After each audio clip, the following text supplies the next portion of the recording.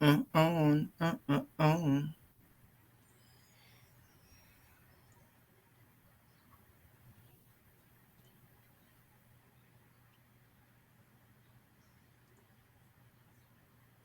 Your new home for podcasts and original music. The Zagnif One Radio Network.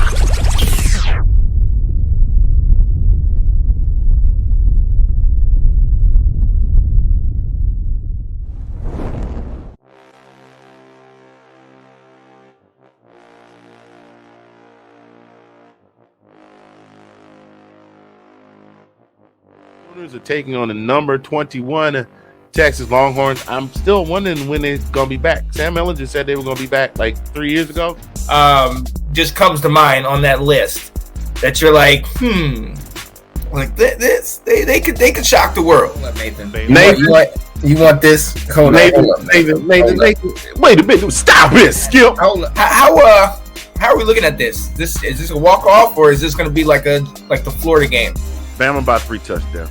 Here we go. Get your popcorn ready. What's the big thing?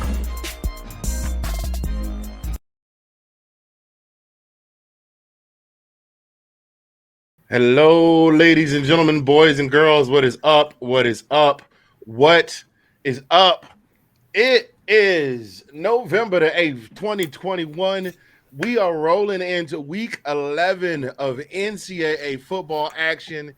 And I am your host, Mr. Fingaz, here with my man, the shout-out king, Sean Spencer, and down there, that handsome fella down there, all decked out in red and black, is coming down the track, the homie, the ace, Collin P, joining us for this week's edition of This Week in SEC Football. Good evening, gentlemen. Hope everybody's doing well.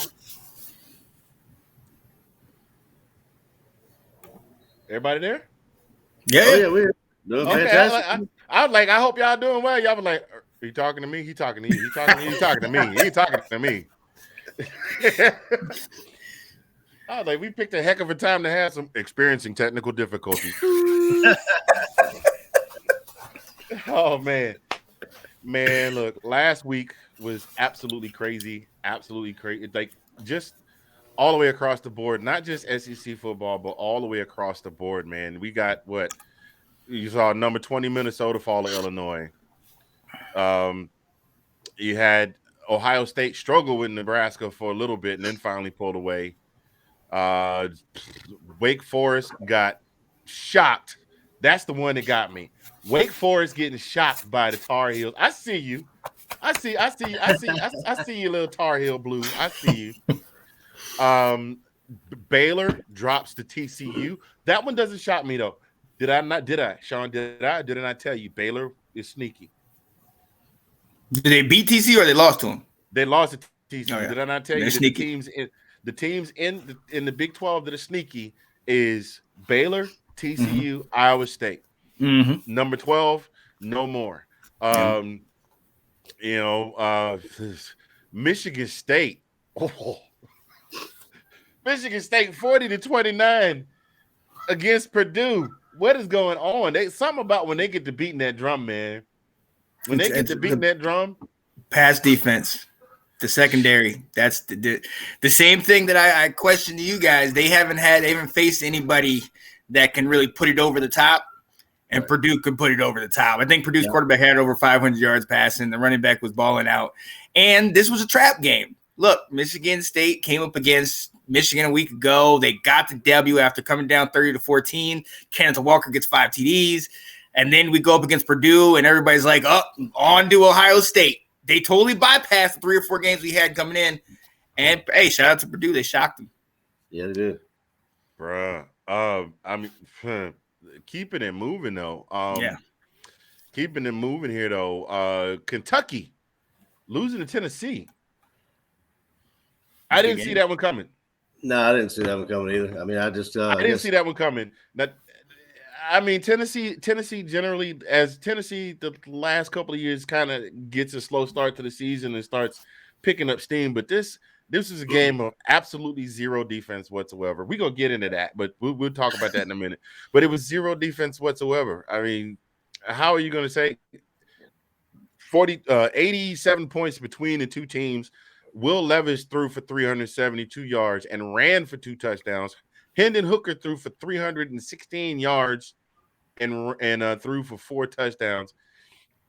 And they had a combined total for 700 some odd yards passing and another 370 yards on the ground. Almost 800 yards of offense between two teams. There was no defense. It was just let's light up the scoreboard and see who's winning and the game is over. That's basically what that boiled down to. Iowa just snuck by Northwestern. Bama, we ain't gonna talk about Bama. We're gonna save that one. Fresno State got blown out by Boise State. It just was a crazy week in football this week. And I think as far as the SEC, things kind of balance themselves out a little bit, but only a little bit. Ole Miss, we're gonna start with Ole Miss. Ole Miss at home in Oxford takes on the Liberty Flames, who actually is a decent team. They were 7-2 coming into the game. Ole Miss manages to pull out a 2-score win. Excuse me, y'all. I don't know what's going on. I had some spicy chicken for dinner. It's making my sinuses run. Matt Corral, 20-27, 324 yards. Only 1 touchdown, though, and no running touchdowns for him this week. I wonder if that ankle is still giving in the blues the one it got twisted up a couple of weeks ago, last week. But they look legit. You know what? I'm just gonna let's do what we were gonna do. Let's stay with the format. Let's go ahead and stay with the format the way we always do it. Let's go ahead and start from the get-go. Y'all know what everybody came here to talk about. That's what I came here to talk about. How about them dogs? I can agree with that. How about them dogs? And dogs showed up.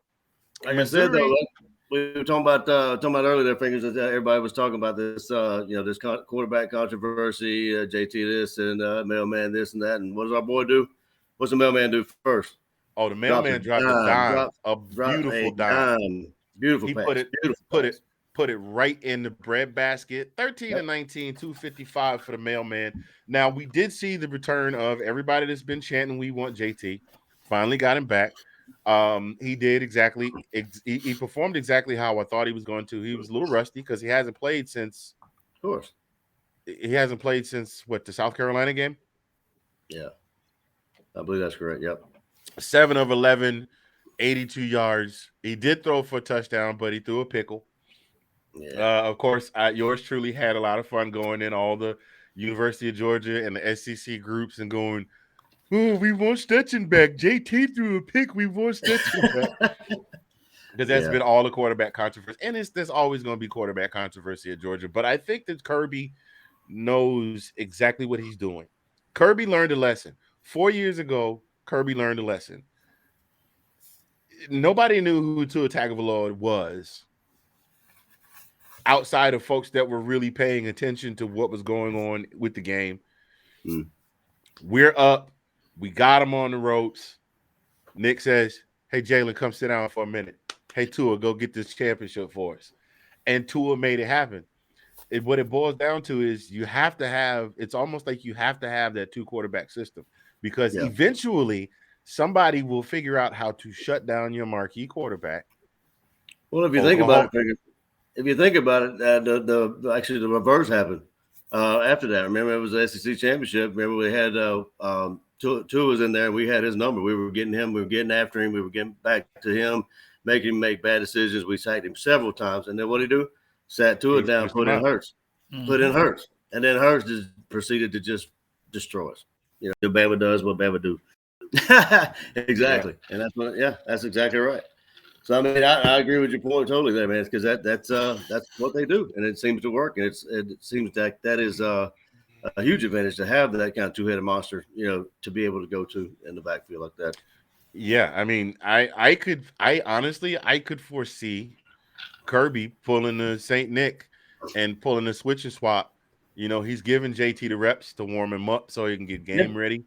Because I don't think we've had that luxury, have we? I mean, we really haven't had that kind of option to actually have that type of 2-quarterback style. No. I mean, we had we kind of had the opportunity to exercise it when Jake Eason was still on the sidelines when Fromm took him to the national championship. But at that point, I don't think that's anything that any college, and that's the genius of Nick Saban. I'll say it. I used to hate Nick Saban. Now I'm acknowledged. That's the genius of Nick Saban. He was kind of ahead of his time, and now you see a lot of teams that have the 2 quarterback system. Florida tried to implement it, didn't work so well for them. We'll talk about them a little bit later on, but if Kirby could have figured out a way to work those 2 out, who knows? Maybe Jake Eason comes in off the bench. Not that Fromm was playing badly, because Fromm was playing lights out in that game, but maybe he could have brought Jake Eason in somewhere in the 4th quarter and maybe dunked off a couple of more touchdowns and given us that lead to where we would not have had to go into overtime. So they have that. But this is probably, I would say, I can't say most complete game. Well, I will say it. It wasn't as defensively dominant as the Florida game, but the offense showed up. We see that Stetson now has an arm. He might not have a cannon, but he's got a good arm. He's good at He's good at his reads. And to boot, his pocket was not clean the entire game. No, that boy's got wheels too. He really didn't have a clean pocket because he had to scramble quite a bit. So for him to be able to manage the game in a situation like that, what that tells me is he's grown as a quarterback from last year to this year. And it definitely showed in this game, even though it wasn't close and we weren't really tested. It's definitely shown us that he can get the job done. I was glad to see Zeus get another touchdown. He didn't really show out as much. He didn't get the ball as much, but we still generated 168 yards on the ground. Defense still doing what the defense does. Brock Bowers out there still showing off and catching passes. Ladd McConkey, that true freshman, with another touchdown. That kid's gonna look. Is it how odd is it that our 2 leading receivers, Georgia has gone from the days of Pickens being a leading receiver and Muhammad Massaquoi and AJ Green, and now your 2 leading receivers are Brock Bowers, your leading receiver, and your up and coming receiver is Ladd McConkey. McConkey. Yep. Yeah, we talking like Sean and Janae had a conversation last week about the white boys are balling out at tight end and wide receiver. Yes, sir. And we got 2 of them up in Athens, and they getting ready to show us what they can do. I do think Pickens. I think Pickens, they're going to try and save him. No sense in bringing him back. We got Charleston Southern next week. I'm sorry, we got Tennessee next week, Charleston Southern the week after, and Georgia Tech. What's the update on him? I mean, I was trying to read a little something. I know they kind of keep it close to the vest, and Kirby's still too much. Kirby's still playing it close to the vest. If I had to go out on a limb, I'd say we wouldn't see him till we might see him in some limited action against.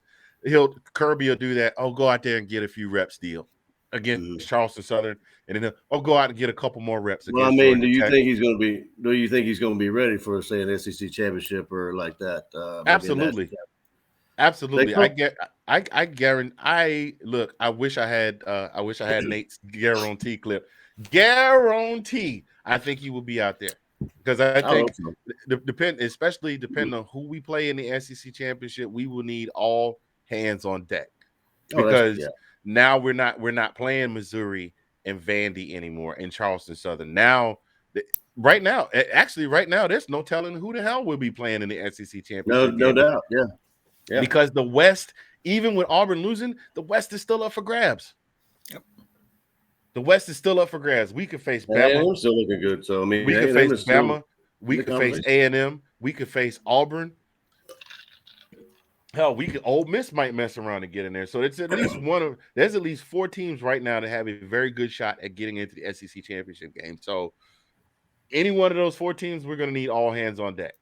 So Auburn losing kind of put me back to, last week I kind of had a pretty good feeling that Auburn would give Alabama some trouble. But after them losing, I don't know. It could be. Never say never. I don't know. Never say never. I'm going to give you an example. This is why I never say never with rivalry games. There's a team that hails from the 404 area code, a professional team, and they used to play in Fulton County Stadium, and then they moved to this big old fancy dome. I think they named it after the state it was in, and now they're in this stadium, this dome that's named after this car brand. They have been horrendous this season. And they played in an NFC rival in what has become a highly for the NFC South, a highly competitive rivalry game against the Saints. And not only did they win the game, not only did they come back to win that game, they came back. The Saints scored. When the Saints scored, I said that game is over, because what does Atlanta do inside the 2-minute mark? If they got a lead, they will give the game up. Atlanta said, I will see your touchdown and I will come back and I will still beat you, because it's a rivalry game. And the Iron Bowl, and honestly, okay, Georgia Tech has not been much of a rivalry, but look at Georgia, Florida. Look at Georgia, Florida, and look at Auburn, Alabama, especially the last 15 or so years. That Iron Bowl has always been a barn burner, a humdinger, a Rama Jamma, Yellow Hammer, whatever you want to call it. They're going to be out there. I wasn't saying it never. I wasn't saying never. I was just saying that kind of put my mind a little bit, made me think about them a little bit differently. You know what I'm saying? Just a little bit. It could be a better game than I had perceived. You know what I'm saying? Slightly, Sean. Yeah, slightly. Yeah. If memory serves, the year of Kick Six, Auburn was not even in the contention for the West, but they still showed up and they beat Bama. I'm just saying. I'm just saying it's any given Saturday, especially in the SEC. Especially, I'm not calling it. I'm just saying. Yes, yeah. All right. Well, I mean, we'll put it on the book. We'll put it on the book. You got no confidence in them, but I still think I'm. Go ahead. No, I was going to say, just remember what happened. Last time I picked Miss State, so I got the sometimes in my mind I got the mojo there, so got a little bit of psychic abilities. Yeah. Shout outs to the homie Nathan Snell jumping all in the comments. Here's one for you, gentlemen. Do you see any potential under the radar draft picks? Now, Nate, are you talking about in Georgia specifically, or just in the SEC period? We'll let him get around to that. I'll leave that up there. We'll let him get back around to the comment section. I think again, I've been saying this since week 3. This is probably the most complete squad that I have seen in the time that I have been a fan. And I mean, just the fact that the play has been so dominant to the point that they're the only team to have wrapped up a spot in their conference playoff. And that was last week. Yeah. Like just every other conference, you look around, there's still contention as to who's going. Georgia's like, nah, we got this. We're good. Yeah. So what we giving up? 59 points of offense against us, something like that? 59 points. And look, the defense was out there. Crazy. Look, that defense, them junkyard dogs, I could see them out there huffing and sweating and puffing, and they were dogged out tired, and it was the fourth quarter, and Missouri. Look, people are calling. Listen, the fact that if you can score a touchdown on the defense, your team is ready to rush the field. Yeah. And coaches are calling timeouts under a minute to go just to try and get a touchdown. I mean, Mark Stoops did it, and he got one. And you see what I'm saying? Like, I got nothing. That's like poking a sleeping bear, though. I mean, like you heard our defense, how our defense actually, actually looks at it. If they get scored on, God help you.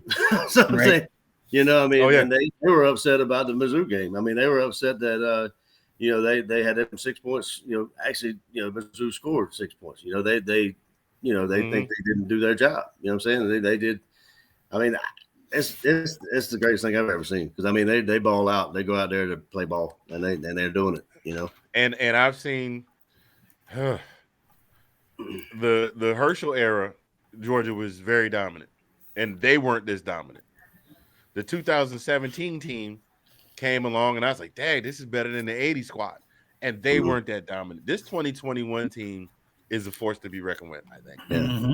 Mm-hmm. I've been saying it from I will say it from tape to tape. Forced to be reckoned with. Mm-hmm. Oh man, those of you just joining us, hey, how are you doing? Thank you so much for hanging out with us tonight, Monday night. Oh, we got more chats coming in. Let's see who's jumping in. Where are they? I don't see the comments. I don't see them. Oh, it's the same ones popping up.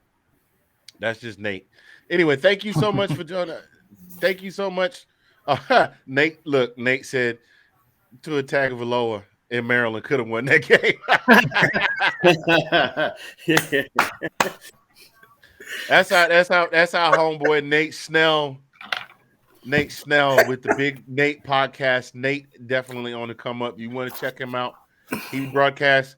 I don't even know when he broadcasts. Just go find the Big Nate podcast on YouTube.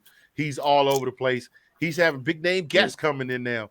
He be hitting up at nighttime. He be going on like 10:45 That's night only because problem. when he gets off work. Nate, I know you get off work late. Bro, can you get your schedule changed? I'd be just getting ready to doze off in the Big Nate podcast on. And Nate does not do like a 1 hour or 1.5 hour show. Nate does like a whole 5 hours, like ESPN Sports Center. I mean, he got stats and stacks for days. Anyway, thank you all for joining us this week. This week in SEC football, I am Mr. Fingaz. That's my man, Sean Spencer, the shout-out king. My homeboy, Collin P. Keeping this thing moving on along. We're going to move on to this next game. Fellas, what happened to Auburn? I'm going to go to you. I'm going to go to you first, Sean. I'm going to see what you got to say. No, I wish I knew. I was voting for him, but it's Texas A&M. So, I mean, Collin, what do you think? Because I before this game, I was rooting for Auburn. See, now I don't know. Yeah, like I said before, though, I mean that totally threw a wrench in what I was thinking about them. You know, when they to see them play Alabama, but I mean A&M. You know, I don't know how you want to do A&M beat Alabama. A&M beat Auburn. So I mean that's two huge wins for them. I mean, I have no explanation what happened to them. I really don't know. Yeah. So I mean it was I don't know. What about you, Fingaz? You got an explanation? Well, I've been saying all season, it always depends on what Bo Nix shows up. Well, that's hands down, what Bo Nix shows up. Mm-hmm. Like a couple of weeks ago, Bo Nix looked like he was Heisman ready. This week, Bo Nix was really pedestrian. And it's a week-to-week thing. And I don't understand why Coach Harsin keeps going, this is my guy. This is my guy.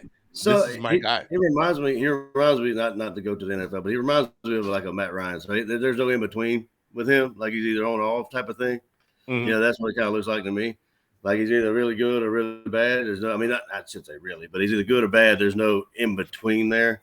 Mm-hmm. And plus, he's scrambling a lot, which I mean, he does that well. But I mean, at some point, you just, I mean, it's going to get to you. So, how much credit are you guys giving the fact that they do play all SEC games? So they're not getting any cupcakes, outside of a Mizzou or Vanderbilt.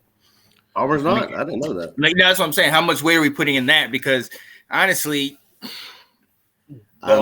he's what is to be expected. He plays good in games he should play good in, and some games like this, he doesn't play that good. But coming into this game, they were both ranked 6-2. Yeah, they were both ranked 6-2 coming into the game this past Saturday, and he looked like an absolute world beater the week before. I mean, he was out there, he was slinging it around. I think he had well over 100 yards rushing. This week he's got 7. This past week he had 7 attempts for negative 18 yards. Like, you know what I mean? He had almost a clean passing record last week. This week, 20 of 41. He completed less than 50% of his passes, 153 yards, no touchdowns, and a pickle. And all they could generate was one. I mean, and then not only that, it's not all on him. I know that basically where football is concerned, the quarterback gets the lion's share of the victory and the lion's share of the lion's share of the blame in a defeat. Tom Brady could go out and throw 12 touchdowns in one game, and the defense could be squat like Tampa Bay, like the whole defense could just lay down, and Tom Brady could throw 12 touchdowns, and they'll still say, "Well, it was Tom Brady. Tom Brady wasn't able. The TB12 was not able to generate a comeback."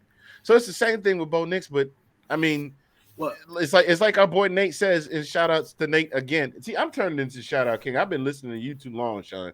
The shout outs to our homeboy Nate. Trust your eyes. What I see is a kid who can leap tall buildings in a single bound 1 week, and the next week look like he got a good puff of kryptonite dust. well, I mean, he's human. Like, you know, honestly, he just.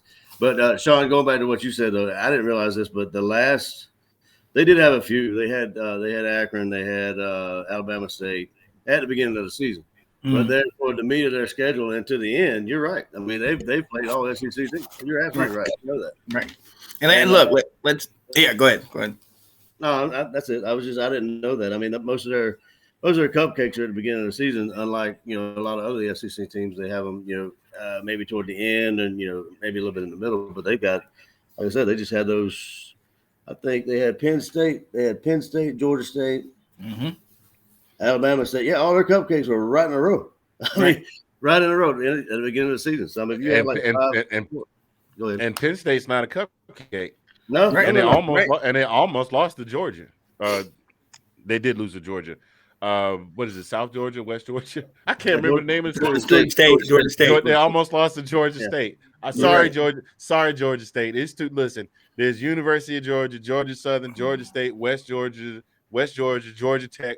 Like, okay, to all of the colleges, Georgia College and State University that I went to. So I mean, right. That we don't need any more schools with a Georgia in the name. We don't have teleprompters, so no more teams named Georgia. We had enough. Anyway, and let's be honest though. Auburn is very run dependent, and Tank Bigsby's got 69 yards, but they had 73 total. You talk about Bo going 7 for -18. Well, a lot of it. Yes, he's a scrambler and he can do it, but it's been a necessity. You know what I mean? If you look at a lot of those games where he's scrambling all over the place, it's not because he's a star scrambler. It's because, look, I'm trying to make something happen for this team because the running game ain't doing it. And my receivers are getting covered downfield. Exactly. He is as good as I think the system kind of sets it up. And he will be one of those guys that if he goes to a Pittsburgh or New England in the league where he can get in the system, figure it out, and he has support, he'll be good. If he goes to a Jets, if he goes to a Jacksonville, well, you're going to get a lot of this. Him running around, making 1 or 2 amazing plays that we're all talking about, but still saying, I'm not going to trust this guy. Yeah. Well, I tell you what, the way things are going right now, it'll probably wind up going to what the Jets and the Jags just made some splashy quarterback draft picks this year. So who's in the barrel? I don't think he's going to a top team though. I think no. I'm saying he's going to go like to one of those high first round draft picks. But I'm saying the Jets and the Jags. No. I don't even say he goes first round. No, I don't believe. Maybe I'm out. That's because I'm outside the SEC. I don't believe in Bo Nix. I love Bo Nix, but I don't believe in him that much. I think if he gets past like where Trask went in the second round or something like that, and he really has to show me something in the rest of his career. But I don't. I can look at a number of other quarterbacks that I think would go higher than Bo Nix. He just has too much of a gunslinger, like, let me just throw up this prayer and hope, like, too much of that for me. It's not, if he was just a Mac Jones consistent, boom, boom, boom, that's fine. But a lot of what makes him great, the scrambling and the moving around and everything, is also what's the detriment. Right.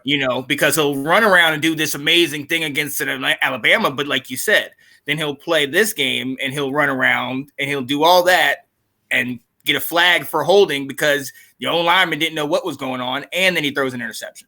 And I think him doing that also is just like he feels the pressure probably prematurely, and the pocket starts collapsing on him, he's gone. You know what I'm saying?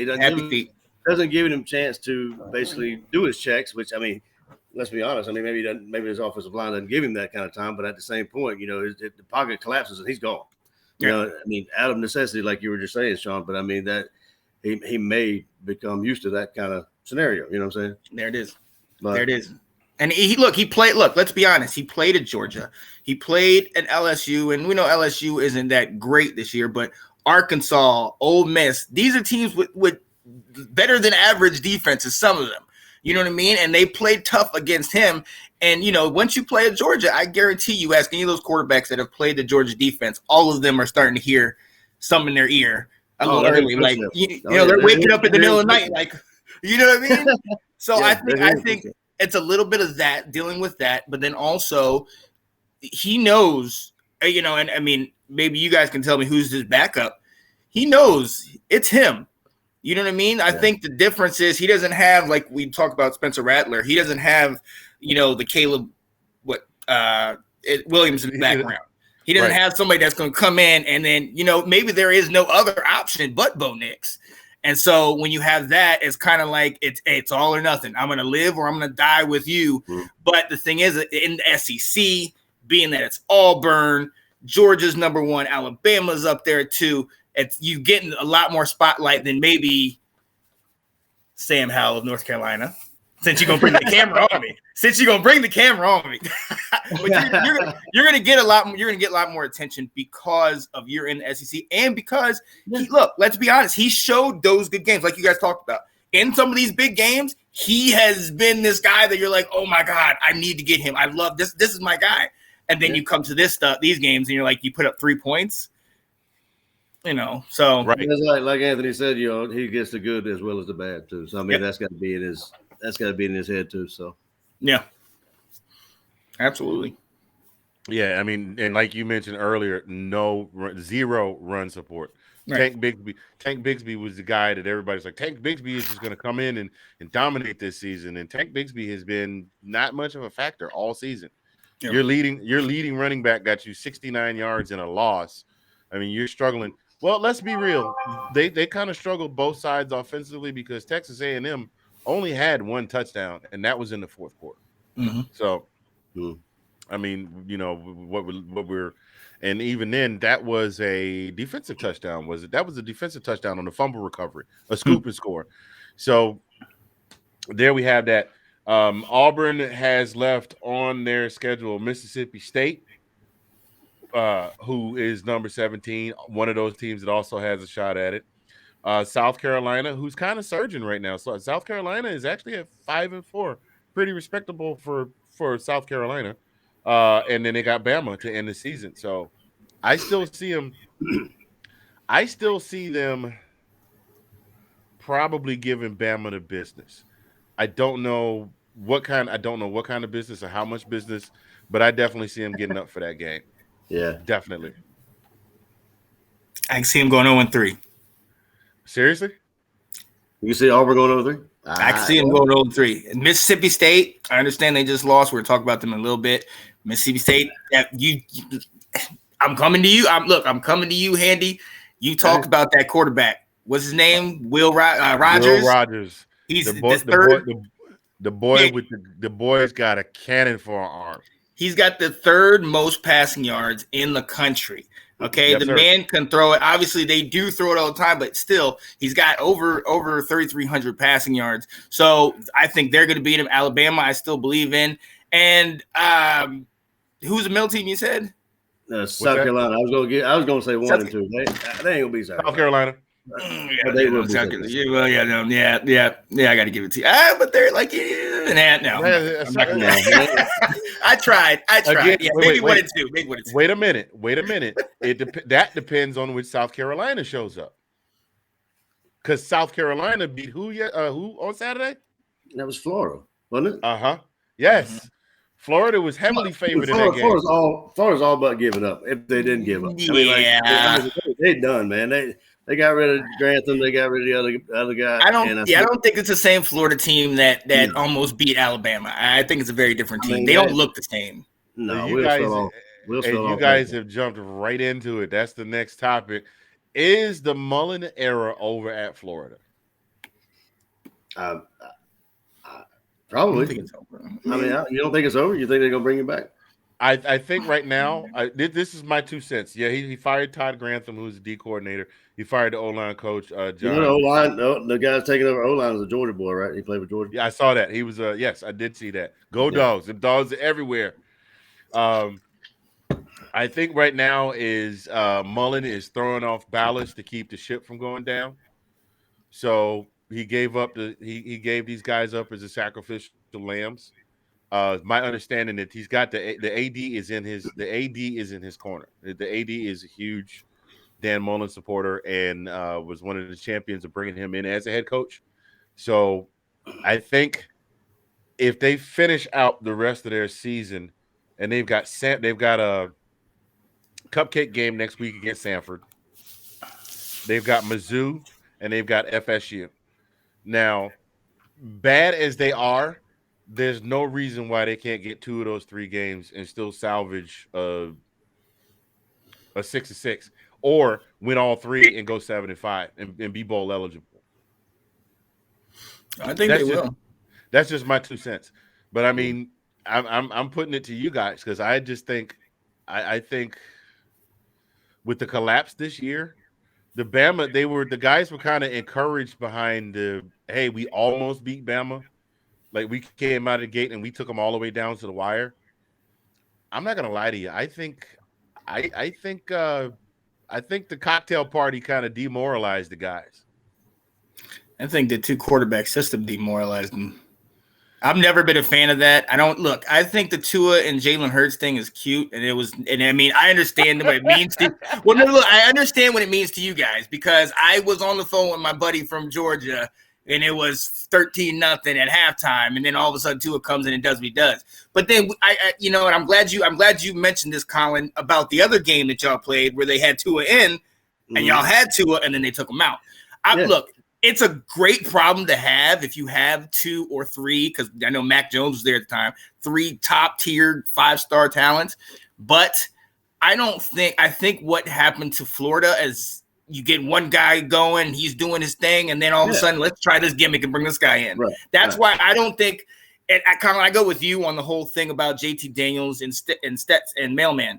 Keep Mailman in. If it's not broke, don't fix it. Right. Do not mess up his flow trying to get this other guy in there. And if it gets to a championship game and y'all put him in, like I think we all got fooled by what Nick Saban. Like Nick Saban, it worked. Tua and Jalen, that worked.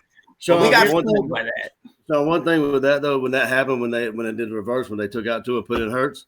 And I will never forget this. I don't know, Anthony. I don't know if you remember this, but I think they interviewed one of the Georgia players or something, and he actually, or I don't know who they interviewed, but it was somebody on the Georgia team.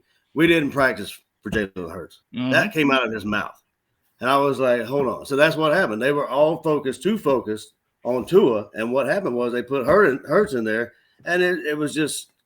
It was just that what happened. You know what I mean? Right. They were prepared for him to put Hurts in there because they were fully convinced that Tua was the number 1 guy. And Hurts is the top tier talent, though. That's where I see. Because look, I like you guys have watched JT Daniels. I watched him at USC, and to me, I see another Sam Darnold, another Matt Barkley, somebody that's very hyped, and now he got an opportunity to transfer, and maybe we'll see. Look, I even go to your boy Eason. And I understand how highly he might have been touted and everything like that. And maybe it was the fact that he went to Washington and he completely downgraded his talent as far as around him. He didn't look that great to me. And for what I saw with Georgia, he didn't look that great to me then. So what I'm saying is this. I don't believe that it's a perfect problem to have if you have 2 stud quarterbacks. You could say, oh, today I'll choose him, today I'll choose him. But especially with what you guys have going and going back to Florida, with Florida, I think that was the detriment. You have 2 great guys, but the team needs to know who to follow. You know, it says in the good book, all right, that you can't have 2 masters. Okay, you can't. I'm not Deacon. You just supposed to be taking the collection. I'm gonna give the sermon after the choir. Give the A and B selection. But no, go ahead. Say what you're gonna say. Yeah, with you guys, I say you stay with the guy that you've going with, and I think for Florida, I think it was just the team is going for this guy. He feels good. Okay, I like this guy. But then, okay, now we're putting this guy in, and it's like, wait a minute. Or if this guy struggles, well, why don't we put him in now? It's like the way that he played that is going to be an issue in the long run. But if he can't get that together, he might be on his way out. But I think we're in a unique position, though, in the two-headed monster type of conversation, because we had those two quarterbacks, Mailman and JT, they have some very, very notable differences. I mean, if you look at it, the Mailman, he's got wheels. I mean, he stays in his pocket for a good amount of time, but when he's forced to move out of that pocket, he's a fast guy. Like he's actually got wheels. And JT, from what I see. With him, he's more of a comfortable pocket passer, and he's able to make those decisions to throw down the ball downfield. He's definitely got the bigger arm. JT's got the bigger arm than Stetson. But I believe that's just a different scenario for us. I mean, as comparing it to like a Tua, Jalen Hurts type of situation. Yeah. But I agree. Yeah, I agree with you. But I agree that you need to have somebody in there that your offense is actually comfortable and knowing what's going on instead of just snatching the guy out and putting somebody else in there. Right. Well, see, and here's my 2 cents on the two quarterback situation. It's not so much to have the two guys in so you can do like New Orleans with a Taysom Hill with the Swiss Army knife type deal. No, not at all. No. It's just one of those things where, like, if it comes down to it, and you absolutely positively need to make that change in a crucial situation, like how Saban did in a national championship game, then you have that guy that you can pull out. You have that guy you can pull out and go get the hardware. But I think we all look at that after the fact. Like in the middle of the game, I remember when I was like, oh, they took him out. Oh, you guys definitely got this now. Oh my goodness. This guy hasn't even done anything with them. That's a unique situation there in Alabama, because we know all of their guys, eventually get playing time or whatever. But if you're in a big game, this guy, especially the fact that Mailman was not the guy. It was supposed to be JT, but JT had those injury issues. The fact that Mailman came over right, that's what I'm saying. The fact that Mailman came in, won over the team. I mean, look, even you guys are diehard Georgia boys. In the beginning, you were kind of like, I still got to see a little bit more. I still got to see until the point where you're like, yes, this is my guy. I'm gonna have to. You've been sold from day one. Are you that biased? Hold on, no, not against sold from day one. Sold from day one on the Mailman. Yeah, on the Mailman. I remember when Stetson was coming in garbage time when Fromm was still there. And Collin and I used to text about that, and it was like, "Yo, you see your boy Bennett out there lighting it up?" And I was like, "Yeah." I was like, "Dang, all right, I'm ready to see him." I was ready to see him do something. I didn't even know JT Daniels was an option until he transferred in, and then apparently he was supposed to do the thing, and he wound up taking the job over at the end of the season. But when Stetson came back, I said to myself, this guy has fought. I mean, he was at Georgia. He left Georgia. He went off to junior college. He came back to Georgia. This guy is dedicated to the G. Yeah, this guy is committed to the G. So you said that to yourself? No, I said that to. I thought when I saw that coach was going to start him, I'm like, all right, let's roll. No, I mean, I can't. Nobody knows. You're telling me. I can't tell you if you're lying or not. So you can say whatever. Just like you told us on Washington Football Weekly that as soon as we signed Blewett, you told us that Blewett was this is terrible. This is terrible. It's like, wait a minute. Because that was making a joke because of the man last name. You know, Skip Bayless. Your boy Av got you. Your boy Av got you. Yo, I need to call him up. You're not gonna sit there, Skip Bayless, and put words in my mouth right now. Hold up. Do we need to go to the videotape? Don't do it. Do we need to go to the videotape? All right. No, I'm not saying I'm not saying I didn't say that about Blewett, but I also told you I was making a joke about that dude's name from the Giddy Up. I just said that was hilarious that they even signed a dude named Blewett. You signing a kicker named Blewett because the minute he missed a kick, that's what they gonna say. Come on, man. You gonna try What to did he twist do? I my, think he I missed know that, what you didn't he? said. Hey, look, I'm not gonna Trying go to here. twist I, my I words know what around. you said, Anthony. I know trying to what twist you my said. words around like a roll gold pretzel. Hey, Listen, don't man. make me send it to you on air now. Come on. I'm just Let's move telling on. you. Let's I'm move just on. telling you. I'm just telling you when it comes to I'm not that guy that's all about the quarterback controversy. Because you know why? Because I don't make $6.9 million a year to go and scout and get these guys out there. Kirby has been looking at some of these guys since they've been at high school when they were at other teams. Kirby saw something in Stetson when he came back for this season and said, he said, you know what? I don't think you're quite ready yet. But and then when he said when JT got hurt and he put Stetson in, I was like, we golden.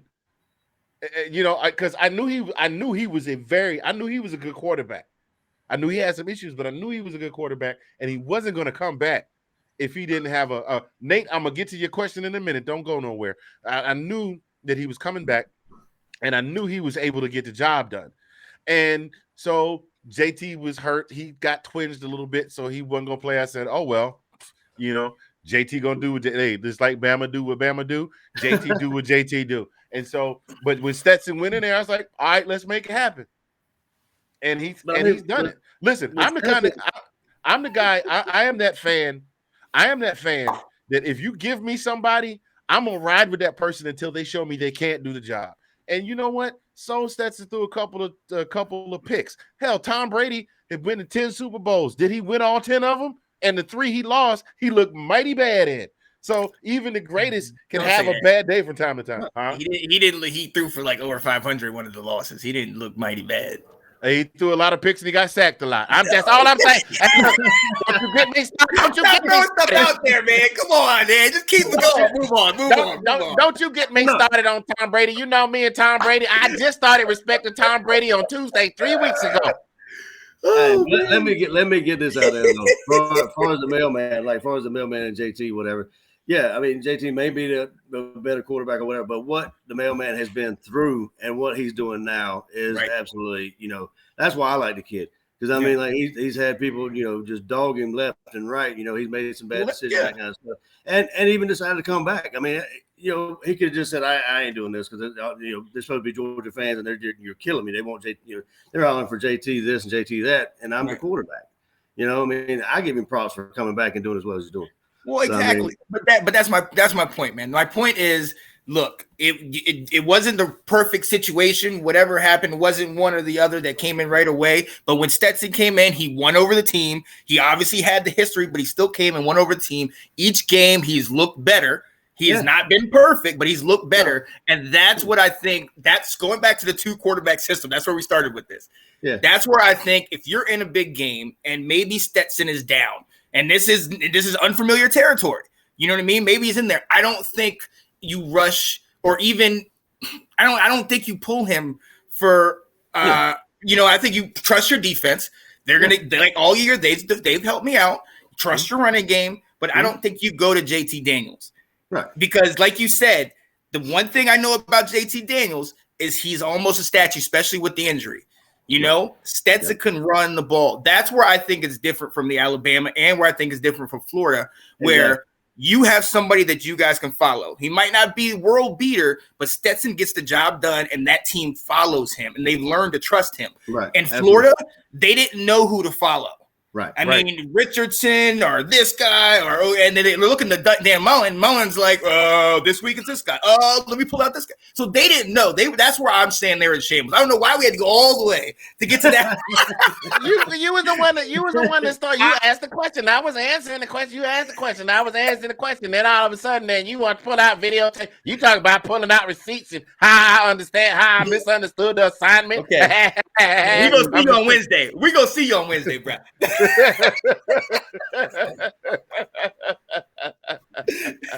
let me go send that out. Anthony Handy, Wednesday, Washington Football Weekly. Oh man, look, I can't listen. I can't wait.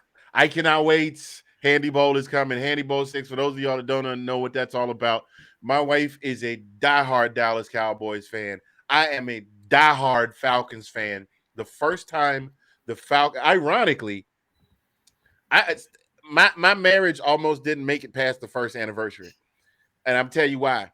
because Dallas played Atlanta on our first wedding anniversary. You know what? And, I remember that, dude. I do remember that. And we won. And then we played a few years later and we won again. And then I think we jumped out to 3-0 lead in the series. And that's been a long time ago. Yeah. Well, the deal with handyball was the first one was. The second one was the loser has to put on their rival's face paint. Ooh. And go somewhere where there's a bar around a bunch of fans of that team and hang out. Oh, wow. Well, I didn't know I don't know where Saints fans hang out in Northern Virginia, but at that time, being in the industry that I was in and having a fairly decent following, I'm pretty sure Saints fans would have come out the woodwork to see your boy in Saints get up for the Falcons Saints game. But that was Cowboys. That was Falcons Cowboys. No. But the deal was that the Falcons lost. I would have to wear Saints face paint. Oh, your rival. Oh, yeah. I would have to wear Saints face paint and go to a bar somewhere and watch the Falcons Saints game, right? around a bunch of Saints fans. Yeah. Well, as luck would have it, the Falcons won, and they won pulling away. And my wife had to wear Redskins face paint, and our friend came by and had a Redskins fan had great joy in putting my wife in Redskins face paint. And then another friend showed up at the bar and brought her one of his custom made leather Letterman's jackets with all the burgundy and gold and everything. And she was so we almost didn't make it past the first anniversary. Fortunately, we still together. We just celebrated 10 years this past Thursday. I love you, boo-boo. Congratulations. I'm gonna make sure I isolate this part and put that out here to make sure that I'm gonna end it with the "I love you, boo-boo" part. So hey, Sean, me and you, I know how you do. My darling fiance, who's Detroit Lions, are just bring out that notebook, yes, dear. Right? Yeah, yes, dear. Hey, that's what it is. But no, so Handy Bowl, that's what that is. This will be the sixth Handy Bowl. And so far, the Falcons are leading the series 3-2. It would have been 4-1 if it wasn't for Atlanta letting the watermelon crawl onside kick. Mm-hmm. That was hilarious. I can tell you how salty I was over that bullshiggity. Anyway, that's what's going on. So yeah, I gotta get the next question. He's been waiting so patiently. Will Maryland make a bowl game? Anybody want to jump on that one and field that one? I think you're more the subject matter expert there, Mr. Shout Out King. Yeah, I mean, I think it's possible. I mean, I rooted for them in the beginning of the year, and they have let me down greatly. And they're 5-4 right now. So who they got left? They got Michigan State, Michigan, and yes, they will make a bowl at 6-6 because they're going to lose the next two, but they will make a bowl. You don't think Maryland will jump up and smack one of them two in the mouth while they're down? Not without their top receiver. And Talia is not Tua, but he does have Tua's injury issues. Who's Talia? For those of you who don't know, ladies and gentlemen, that's the quarterback of Maryland, and he's got an arm, but two of his top receivers, which were I think one of them was top 5 on Mel Kiper's receiver board. Two of them are out for the season. They've been struggling. They started off great and then got smacked by a bunch of teams. I think it was Iowa beat them. Penn State just worked on.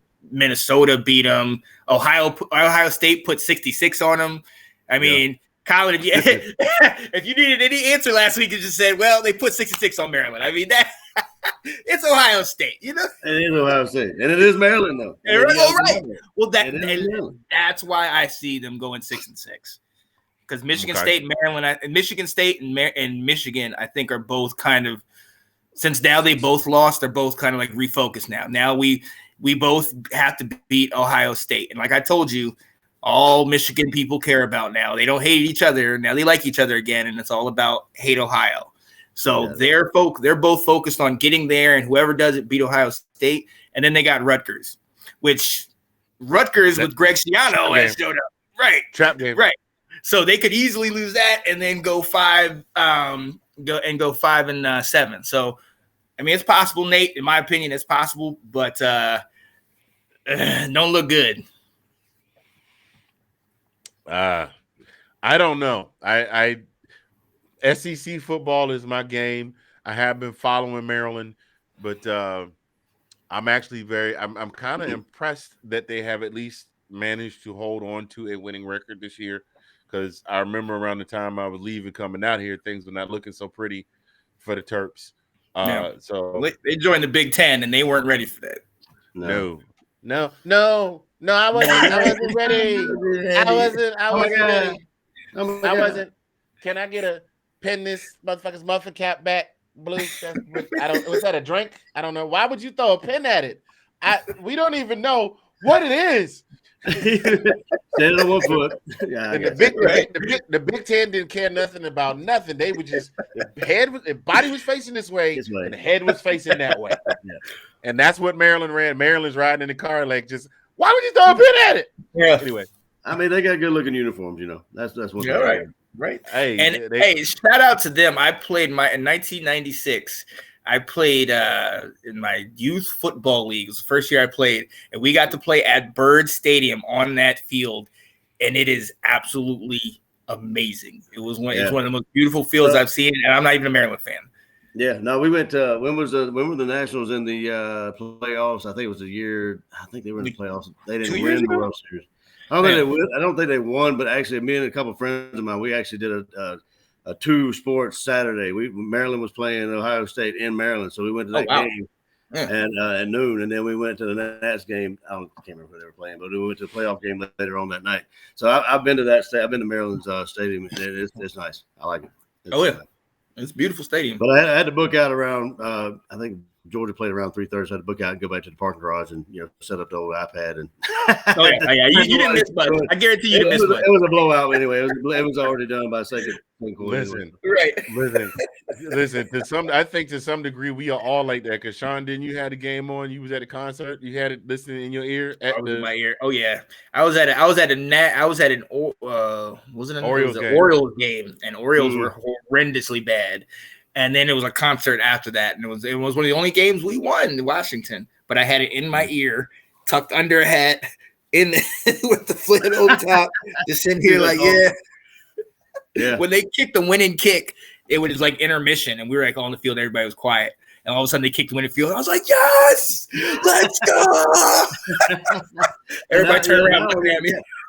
I was watching all that. I was watching on a Samsung tablet, but it was Wi-Fi. And I had one of those. I was working for Sprint at the time, and I had one of those hotspots that I fired up by myself because I was a engineer, like testing engineer. So I fired it up on LTE. So I had that in the parking lot, and we were playing Clemson at the time. So we were just in there, watching the game while everybody else was in there watching Ohio State. That game was over anyway. So I had more priorities. I got a story like that too. Now y'all both know I love my fraternity with all my heart. We even got a chant deep in my heart. I love my 8-5. I love my 8-5. I was on my way down to Norman because the undergrad chapter down there was having a neophyte presentation, the probate show, because they were bringing the new guys out. We are in the parking lot. This is SEC championship game, I think, too, Collin, that year. It was the first year we moved out here, 2018, the following year. SEC championship game. I am in the parking lot with my phone. My wife is like, don't we need to get in there? It's going to get started soon. I'm like, no, this can wait. Down to the last second watching the game, I was like, well, don't let we gonna pull this one off. But that's I'm right there with you, bro. Mm-hmm. Oh yeah, I'm right there with you. Well, we got to keep this thing moving on because somebody decided they want to talk about 2 quarterback system and then we'll call out receipts, but we won't say who.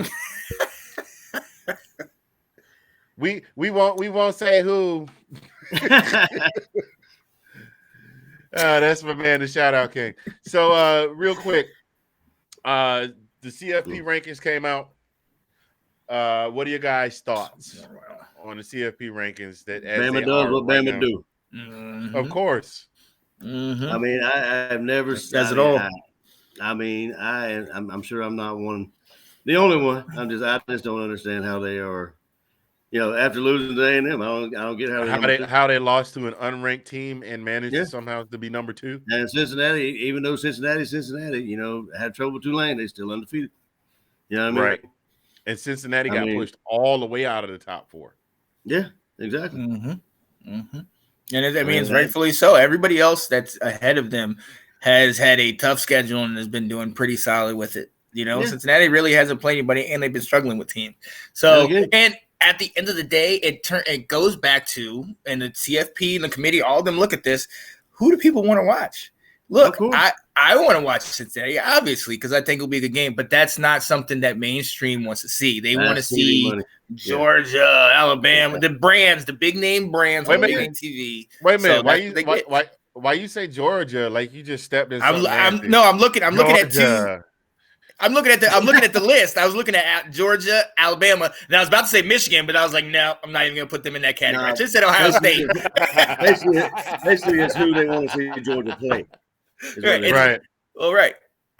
I mean, but it goes back to the comment you said last week, Collin. It's the Alabamas, Georgia. You could put them in that category. Ohio State's. Yeah. Those teams people want to see play. And even if those teams, look what happened to Ohio State a year ago. Ohio State didn't even get the required amount of wins.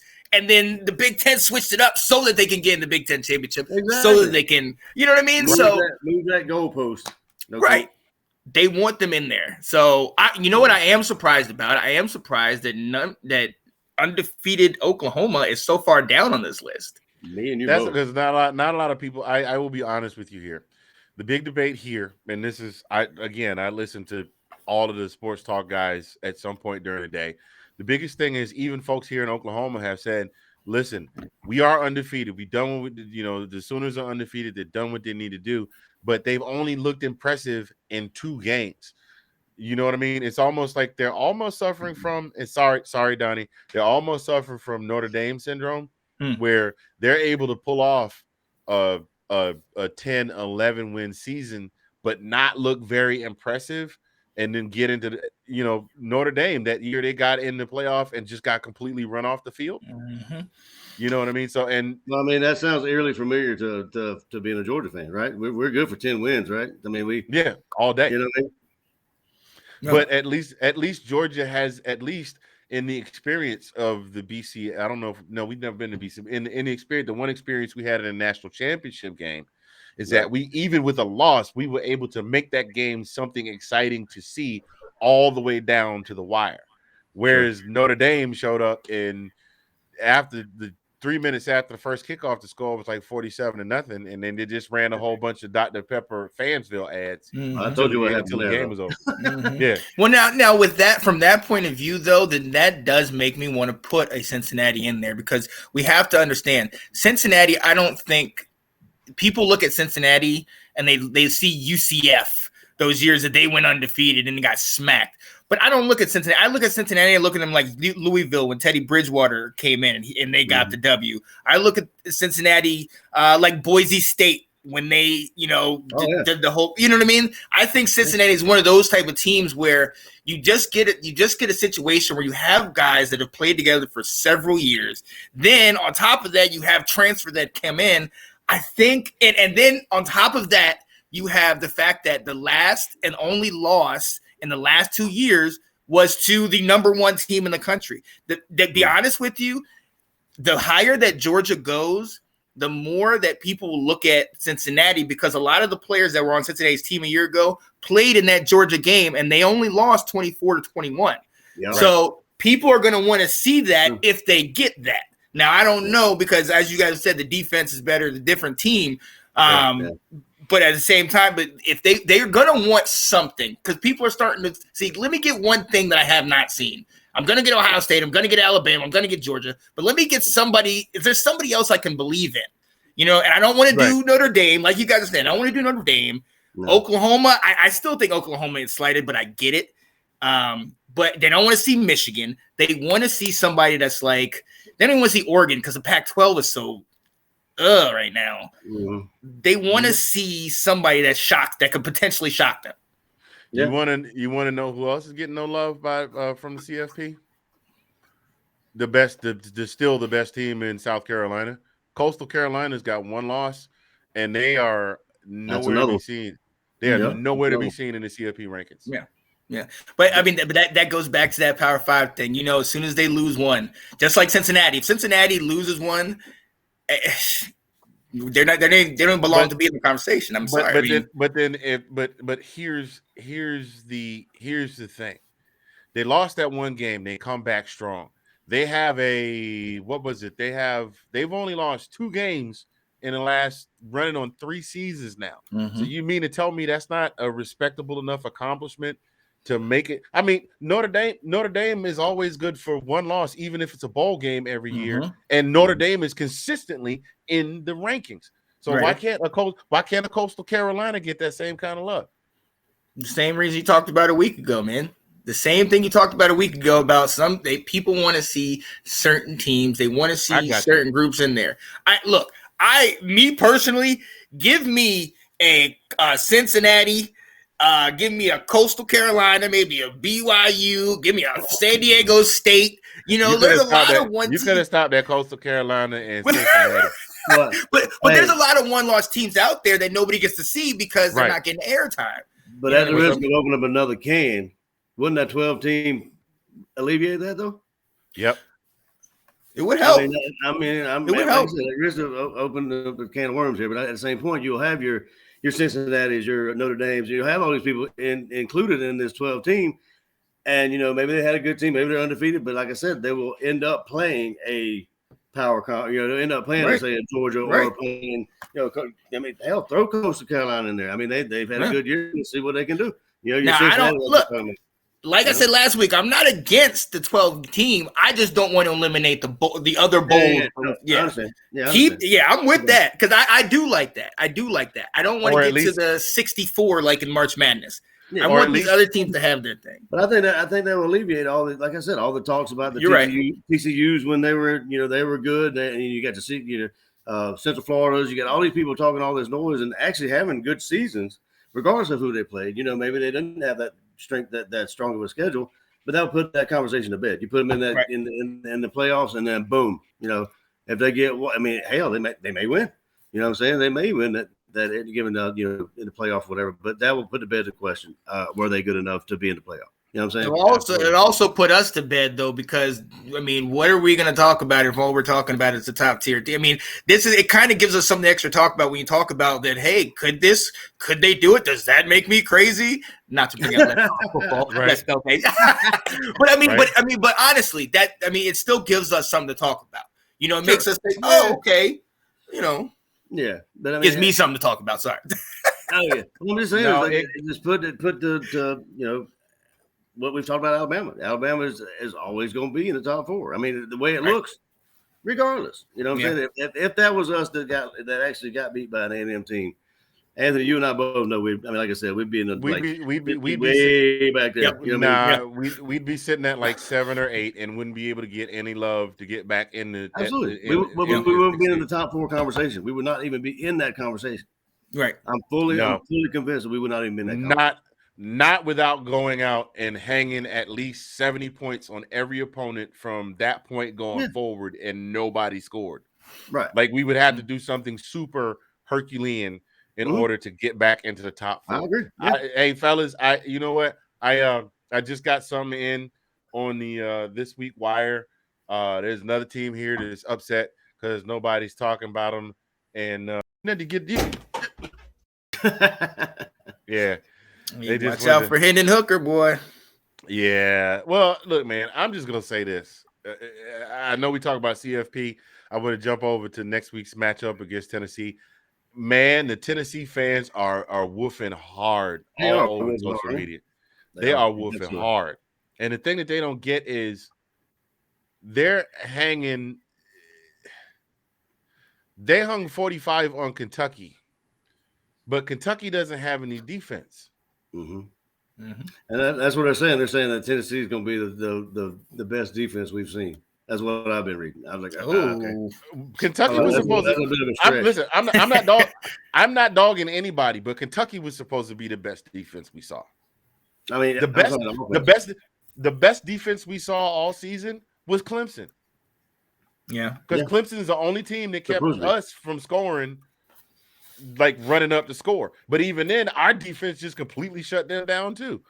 I mean, Tennessee's talking all this smack. They gave up 52. They gave up 52 to Bama. They gave up 31 to Ole Miss. They beat South Carolina and still let South Carolina score 20. They let Missouri score. They let Missouri score 24. They let Florida hang 38 on them. The only Where's it at? Is it in Knoxville? What? Yeah, it is in Knoxville. Okay. Yeah, we're playing at Neyland Stadium. Georgia's got a 20-point. The line is 20 for Georgia. It's 20. You got a 20-point advantage. Yeah. Their defense has only shut out 2 teams this so far this season. That's Bowling Green, and poor Bowling Green is only like 3-6. They got to win 3 more games to get bowl eligible. Actually, they got to win their last 3 games to get bowl eligible. And then the Tennessee Tech Golden Eagles. Those are the only 2 teams that they have defensively. They shut them out 56-0. So you're playing. Got to be careful. It's like Omar Little said, if you come for the king, you best not miss. Yeah. Mm-hmm. I mean, again, this could. I mean, like Sean was saying, I mean, it's one of them trap games. You know, you can't like it's nobody. Because I mean, any game. Oh no, absolutely not. Absolutely not. Georgia shows up. If Georgia shows up and does at a bare minimum what they did last week, yeah. Mm-hmm.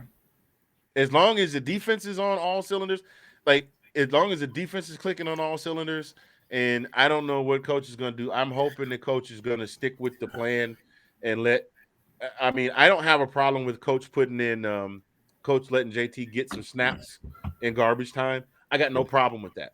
No, but just to put him in and say, okay, you're playing the first half, you're playing the second half. No, fuck that bullshit. Excuse me. We normally don't use that kind of language on the show. Sorry about that.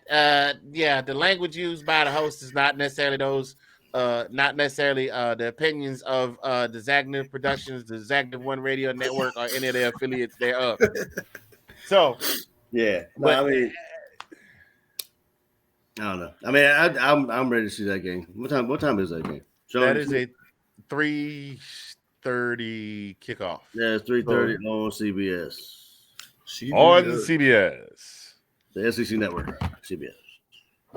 Yeah, so that's where we are right now, man. I am very, to get back to the CFP thing, I'm very, very interested to see how this whole thing is going to shake out, because you had, Cincinnati got played tight, Alabama got played tight.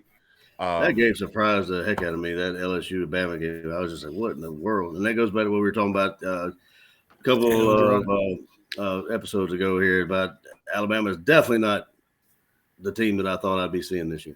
Their offense is still good, but then the offense has been, for the most part, dominant 98% of the season. There's just that 1.7%.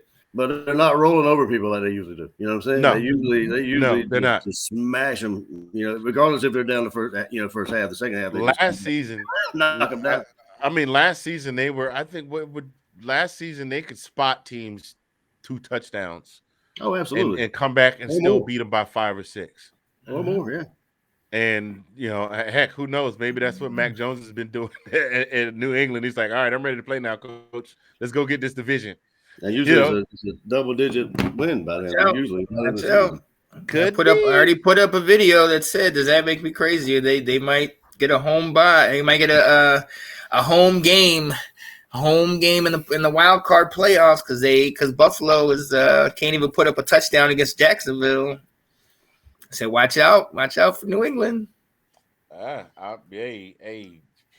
a perfect situation. That's what any of these guys, Stetson Bennett, any of those guys, this is what you would want. Don't go number 1. Don't go 2 or 3. Don't go 15. maybe 30 or 35, but you want to go in the second or third rounds, get on a team that's established, get on a team that has their guy, and you just get ready and learn. And if you can get on a team with go that, to school, absolutely. Yeah. Right. I mean, I think that was a perfect situation for Mac. You go from Saban to Belichick. They're buddies. You know, it's an easy, smooth transition. Right. It's a smooth transition. So that's what I mean, that's the dream. That's what you want. But if you go to somebody like Pittsburgh with Tomlin, you know, you go with somebody maybe now Tampa, because you got those guys in front of you. See what did Trask go there? Didn't he go to Tampa Bay? Kyle Trask? I don't know where he went. I think he went to Tampa Bay. I'll look that up in a minute. But that's a team you want to be on. Well, right. You want to go there because you don't want to go. Look, I feel for these guys. Zach Wilson, you see he's out. Trevor Lawrence, you see what he's been dealing with. Hell yeah. You know, he was going to be Jacksonville's savior, and then look what happened. Right. I was surprised Urban's been still around. Well, he got a W, so I guess they're letting him live another week. Yeah. But Fingaz, we there? Did he freeze? He might have froze. Yeah, he's just stuck. There we go. Yeah. There you go, Sean. This was you last week? Yeah, right.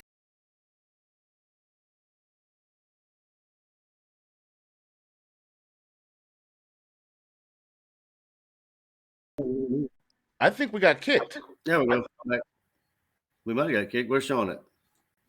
Right there. There he is. There we are. Oh no, we didn't. We didn't get kicked. Something happened. I don't know what happened. We just locked up. Yay! Me and Sean was having fun while you were gone. What happened? You froze. You froze for a while, and we were just sitting there trying to talk to you. I don't know how I froze. I'm the one running the stream. Right. And all of a sudden you got kicked out, and then we were still here. I told Sean we could do this. Like it was last week. Just here frozen. Hold it in. Then to get you. That guy got mad. He went and pulled the plug on the show. Tennessee. Here's another conversation. You think there's going to be some mustard being thrown at us and golf balls and all that kind of stuff with the dogs? I think. Or would they be checking for that at the door? I think they would be. I think they would be checking for all of that. All condiments need to be put in the trash. Look, they're not. Listen. You could leave that here. We gonna take that over to the concession stand because that's the whole thing now is to clear bags, right? Yeah, that's what they do in the NFL. I'm trying to figure out how that guy got a bottle of mustard. He probably stole it from the concession stand. Yeah, I'm gonna be honest because it was like in the middle of the stadium though. Yeah, but it's just like if you go to what the heck is it? Capital One Arena in DC. Used got the pumps, don't they? Yeah, but they only scan you for metal. You know, because the only reason why I say this is because we went to a Saints game and somebody brought in some marijuana and joint and stuff like that, and I'm like, how did you get that in here? So they were like, oh, we just stuck it down in our pants. So I'm not saying they stuck it in their pants, but they only scan you for, you know, metal, guns, things like that. And then they take out everything in your pockets. I mean, I don't know. I don't know how Tennessee fans go. I'm new to this SEC thing. All right. I mean, I kind of thought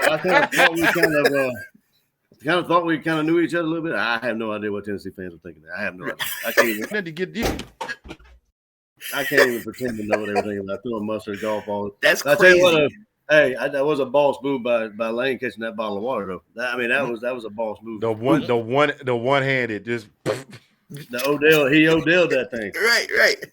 Well, they're gonna have to change that to something else because you know. But then he threw his visor in the crowd too. I think when he walked to the tunnel, like before he got to the tunnel, he took his visor off, threw it to the fan. You know what? I gotta give him. Love him or hate him, man. That was good. That was awesome. Even though a lot of people say he's a buffoon, he doesn't know what he's talking about. He's definitely He is a guy who will take a situation and make the best out of it. Oh yeah. You know what I mean? Like the following week, how they did the whole thing with the popcorn Popcorn. giveaway at the home game. You know. Yeah. So anyway, gentlemen, I don't know. I I'm excited for next week. Oh yeah. I don't know. I got a question for you, and this one is one I didn't even plan for.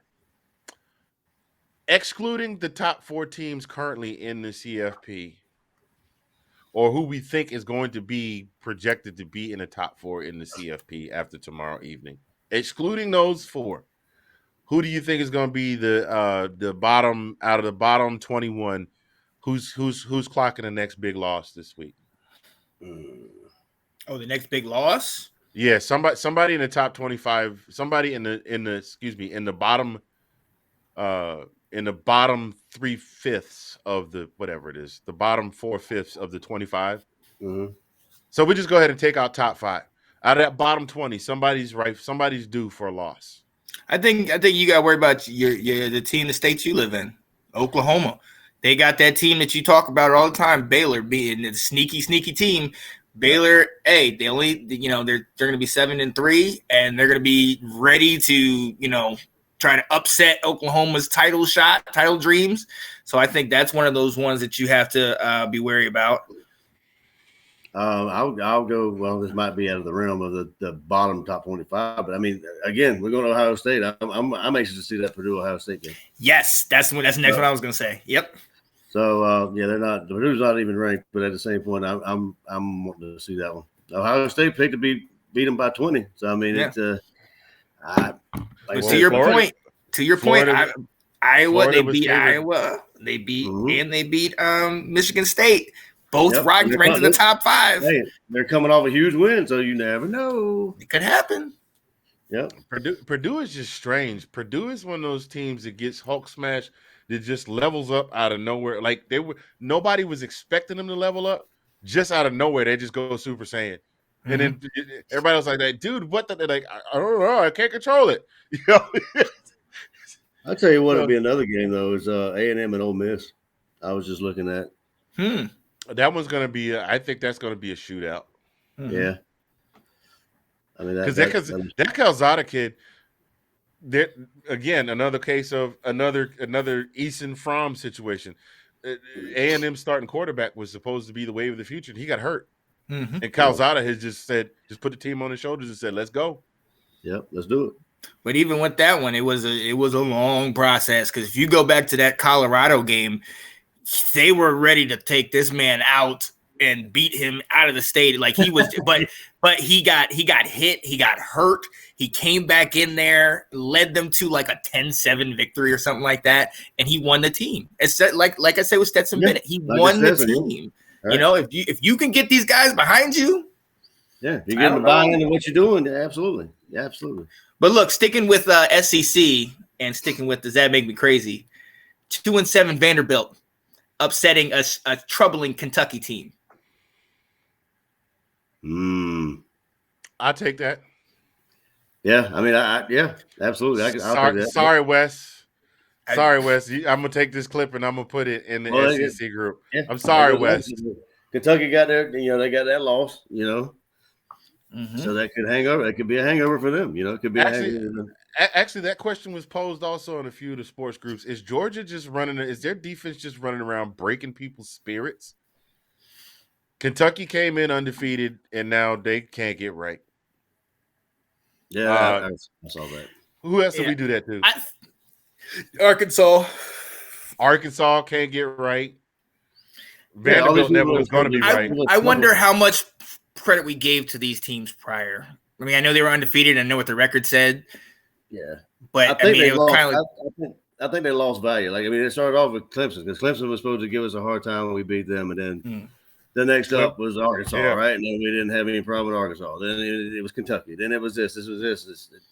Whoever we played, it was just But when I look at the Arkansas and I look at Kentucky and what they've done after, and they don't even maybe it is the fact that they played y'all, but they just Florida. Florida was on a downward slope though before they got to us. Yeah. I just think that was just like the that I was think like they the put it all in finisher. the Alabama game. Yeah, I that was like think they gave it all there. yeah, They the ran out of Georgia gas, yeah. the Georgia game was like the tombstone pile driver. That just put them out for the count. Yeah. Yeah. I got So- two more for you real quick. TCU plays Awesome. Oklahoma State. I think that we've seen what Trap TCU just did. That's And a trap game. unranked UVA plays number 10 ranked Notre Dame. UVA's got a quarterback by the name of Armstrong that I believe is the second leading passer in the country.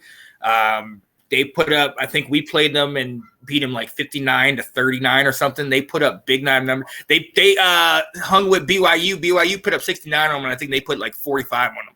You know, these guys got an offense, and we've all talked about Notre Dame. I've seen them play. I don't trust Notre Dame. I think UVA can get this one.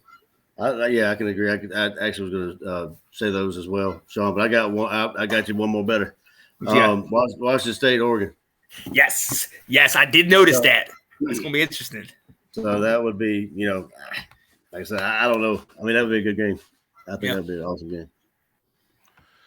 But it looks like it's lined up to be a pretty interesting weekend of football, though. I mean, another interesting weekend of football. I don't think there has not been an interesting weekend of football all season. Whether it's a marquee loss or some coach gets fired or some coach quits or some team gets upset. Like the upsets, does it have anything to do with what was it, Mercury being in retrograde this year? Do you think maybe that had something to do with it?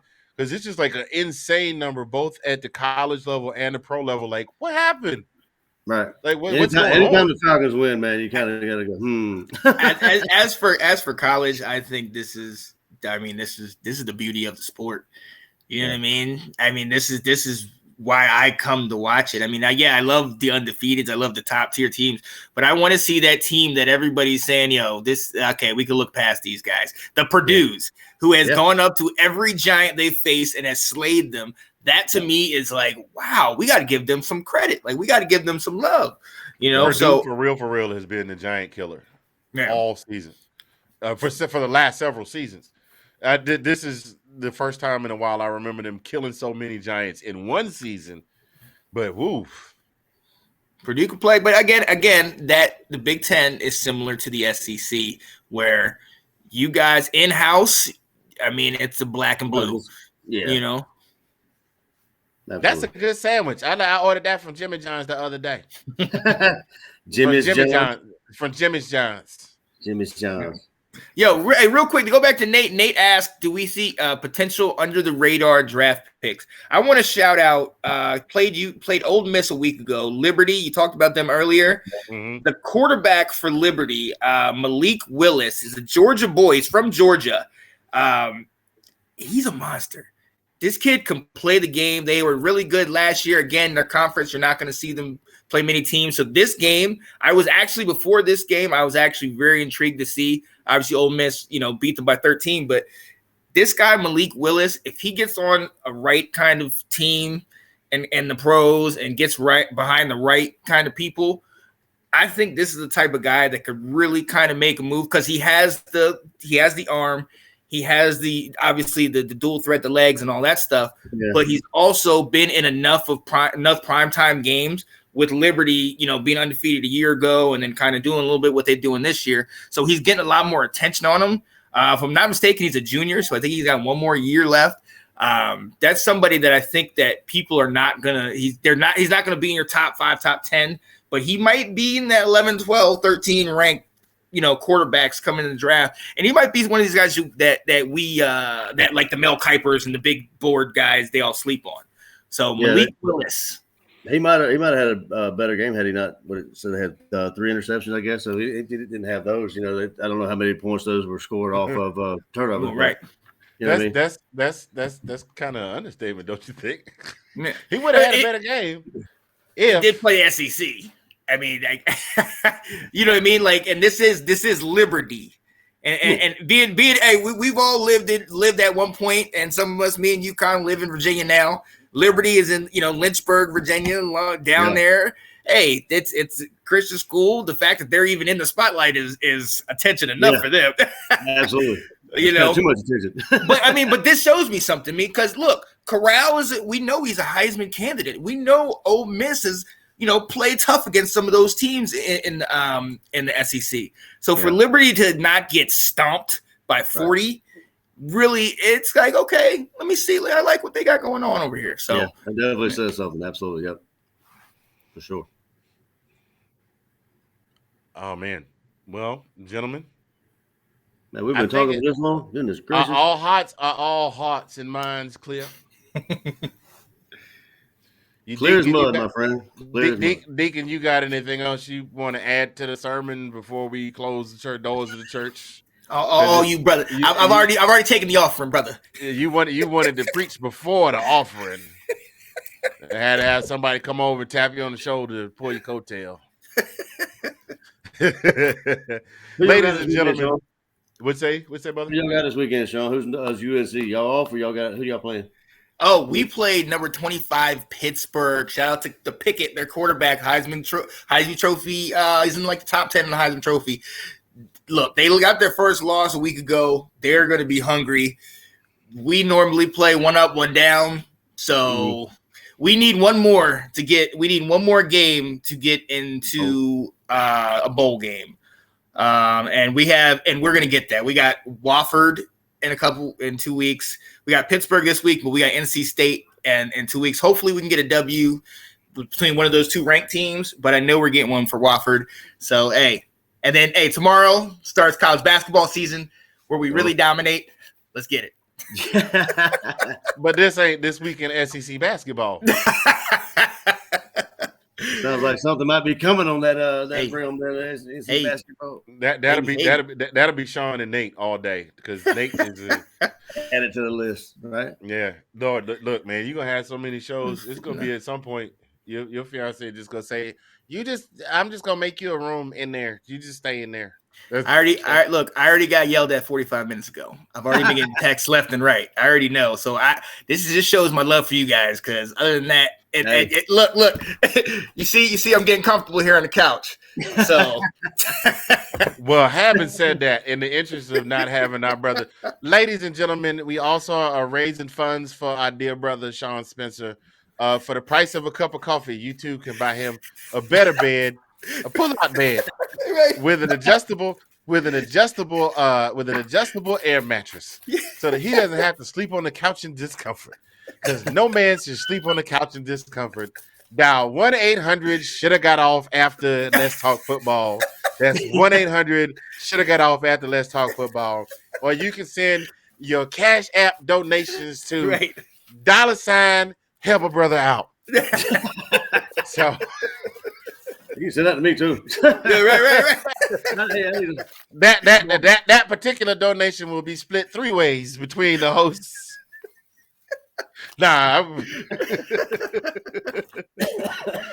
Oh man, ladies and gentlemen, we thank y'all on that note. We thank y'all so much for joining us for this week's episode.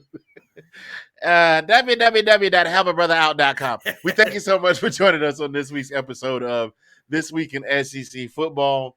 I am Mr. Fingaz on behalf of my esteemed co-host, Mr. Sean Spencer. The shout out. We're gonna start calling you Sean Spencer, the Sean Spencer, the Serta. What is it? The Serta sleep aid. Sean Spencer, the Serta sleep aid king. In the arms of the angel. We're gonna get Sarah McLachlan singing in the background, and down there is my whole buddy. I don't know who I am at this point. I have no idea what's going on. I'm strong right here. Man. right. My head is so cloudy right now. I don't know what's going on. Oh man. Mr. Bama Mr. Bama do what Bama does. We appreciate y'all. Hey, we will see you. Copyright cannot be used express 50%. Sorry, go ahead. in the event that we can get Sean a kitchen pass, we'll be back on Thursday. The donation lines are open now. Please call now. Please call now. We will see y'all again on Thursday. Y'all take care. Your new home for podcasts and original music. The Zagnif One Radio Network.